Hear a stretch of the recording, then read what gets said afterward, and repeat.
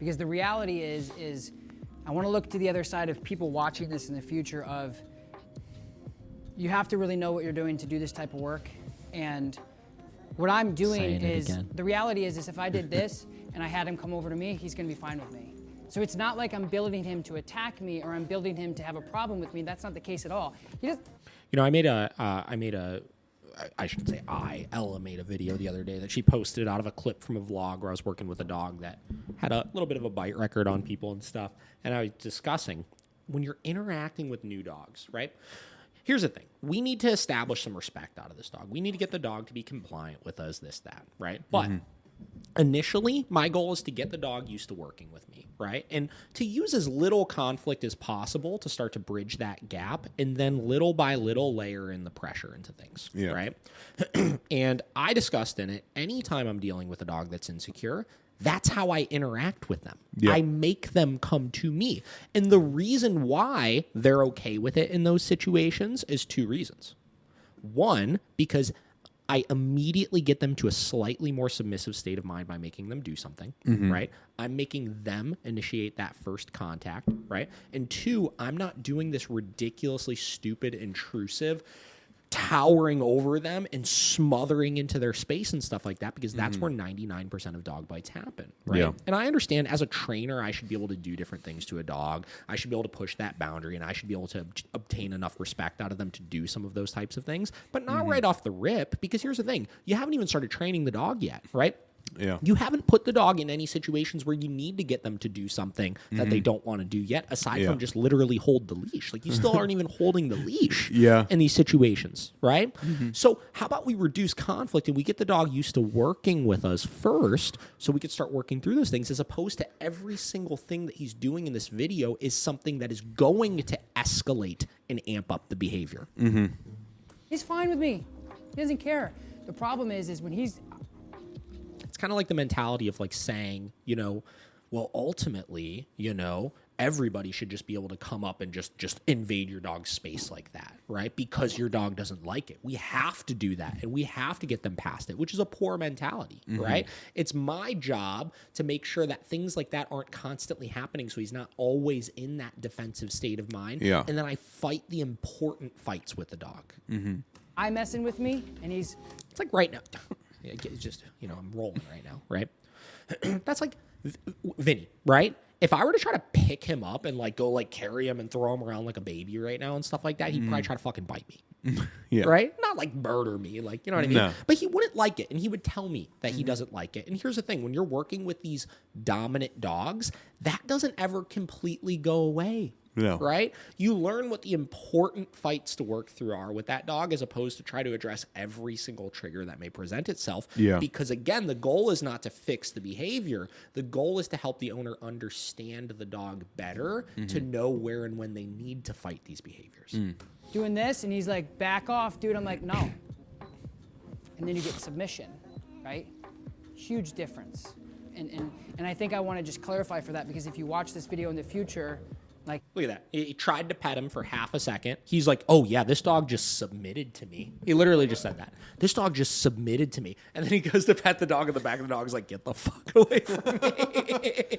And he's like, oh just wait. wants me to move. Oh wait, I shouldn't do that. I'm not moving. But you did move. You went to pet him. He wanted you to move, so you stopped petting him. It's nothing to be messed with, for sure.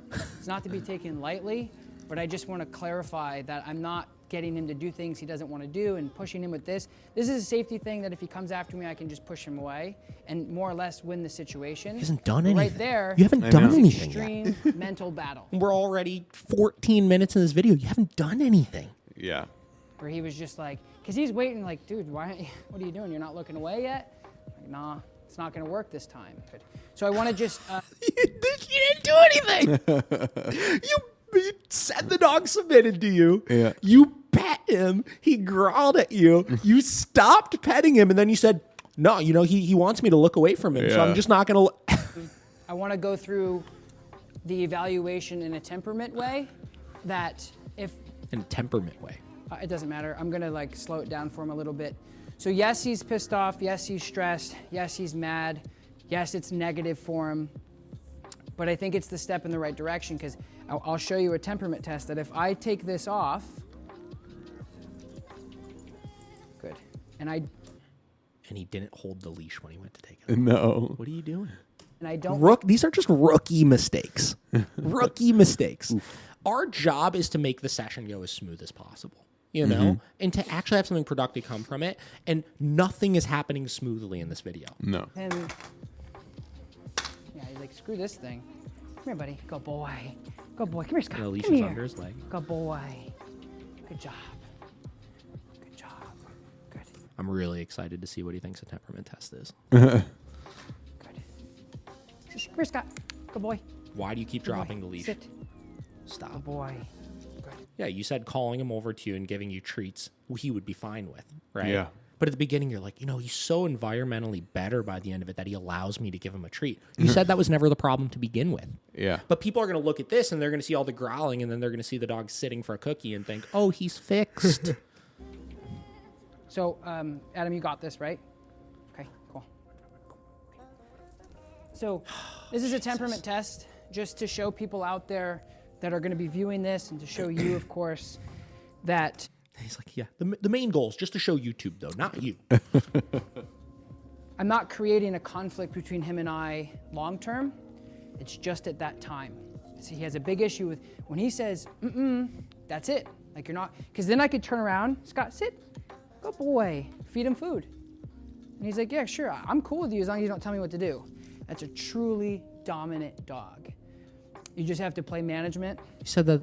You have to be really careful with him. Is he about to just tell her? Yeah, I mean, it's just, yeah, he's a dominant dog. Yeah. So just, just manage it. It's fine. Just manage it. You're not going to see any issues as long as you manage the situation. Yeah, as long as you just don't tell him what to do. Josh, as long as you just don't tell your dog what to do, it'll be fine. It'll be okay. Just let him let him do whatever he wants to do, and it's just not a big deal. Sounds like the worst thing Properly, ever. and you teach people and you educate yourself handle on this. is what you got. Educate yourself on it. You're Mr. America's Canine Educator. You should be educating her on these things. Because other than that, like, come here, buddy. How are you going to manage it? Tell her how. Here's my big man. Adds in 2, 1. She's coming up here to live this lifestyle with me literally. now. It's a big step. Here we go. The toilet is right next to. Here's my good boy. Look. Right? Look, he's now, fine. if, Look, it's good. here's what you It's don't fine. want to see. You don't want to see me doing this, and we're fine, and then him turn. He's always has a trigger. Always. And that's what temperament tests are about, to really figure out, hey, is he going to just randomly do something? I don't think so. I think if you push him, and you push him, and you push him, and you find his trigger, if I were to touch his muzzle right now, Now, I don't do formal temperament tests because it's kind of like a shelter thing that's done a lot, and they want to assess different dogs and stuff like that. And I think there's some benefit to seeing where the dog is currently at with things. Yeah. But I'll tell you, that's not what a temperament test is.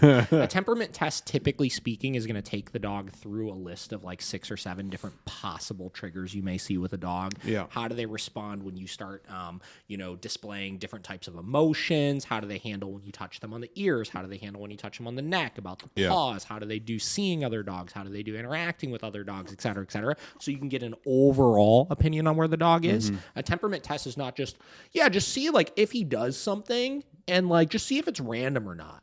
Yeah. You don't want to see that he's like fine and then he turns, So that's a temperament test. Yeah. he would hate me because he doesn't want to be told what to do. And again, that's a truly dominant dog. And he keeps saying the same thing over and over again. Yeah. Nothing new. It's a is lot of coming out fluff. his mouth. That is very rare. Very rare. Usually Very you rare. get like neurotic cases can't where the even dog handle just, we're sitting here like this and he snaps. That's a dangerous dog. That's a problem. I'm not seeing that here. Like I know that if I do something he doesn't want to do, he's gonna fight me. His fighting is like fighting an MMA fighter versus like our normal dog would be like a preschooler. You fighting preschoolers? What? That was a horrible analogy. Horrible. Okay. Also, so he has the leash in his hand. He removed the dog from the owner, and he's no longer putting any pressure on the dog. Right. So what I'm getting at is, had you started with grabbing the leash, walking over to that chair and sitting down, I guarantee you. Listen, I'm not going to guarantee you something here because I don't know. Blah, blah, blah. I don't want to catch any flack for this, right? But I would put a lot of money on, because I've done this so many times with dogs like this. You grab that leash, you walk away, you go sit on a chair and just chill with the dog for a little bit. You would accomplished exactly this while avoiding all of the rest of it. None of the rest of it would have happened. You know what I mean? So like when he wants to fight, it's on. Like, and you're gonna get a hurricane. That's the only unfortunate part. Go boy. So what do you do about it, Tom? Tell us how to help Come here. Go boy. the lady. Go boy. Cool. What time is it? All right, we're out of time. We're done. What is it? Oh, we're out of time. Okay. Okay. So we're out of time. So I want to continue to work with him. But now we are more zoned in on what we're dealing with. And I knew, like, calling the shots of, like, it's going to go one way or the other. And as soon as he disengaged, he went, like, he went from crazy, crazy Cujo to fine. Because you It's stopped just how he messing wears with it. him. It That's just it's a scary thing because of how he wears it. It doesn't mean he won't bite. Any dog can bite. That little puppy in the cage could bite. This fake dog might be able to bite. It's dog's just not gonna about bite. when is he going to do that aggressive behavior. Doing Hey, it again? leave it. I thought you fixed it, bro. So you Leave have it. to be really careful with him. He's a loaded gun. All dogs are loaded guns, so it's not like a necessarily negative thing towards him. It's just he's going to be fine, again, unless you put him in a situation where he's going to argue with you. Don't. And that's what we're going to work on, is try to figure out how we can decrease the argumentative side of him and really work on some of his behavior. So I hope this video is enjoyed by you guys and taken well by you guys. All I'm trying to do here at the Academy is help this dog move forward, and I think this was a huge win for this dog today. Thank you guys so very much for Dude, that was so liking this video, of course, bro. subscribing to my channel. I appreciate you guys so very much. Peace. Oh Jesus, that was embarrassing to watch, actually. Mother effer.